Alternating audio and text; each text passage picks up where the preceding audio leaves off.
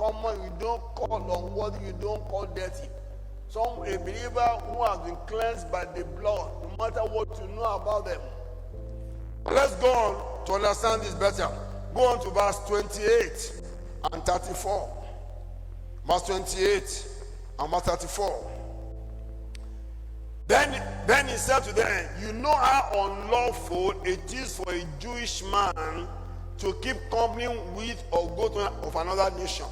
But God has shown me that I should not call any man common. I should not call any man common unclean. Now verse 34. Then Peter opened his mouth and said in truth, I perceive that God shows what? No partiality.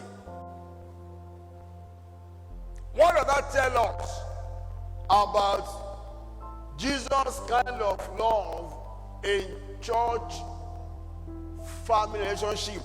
There must be no discrimination on traditional, cultural, tribal, social status.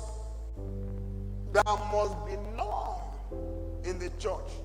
On status, education, I read, you didn't read, illiterate, literate, you are Igbo, you are Hausa, you are Egba.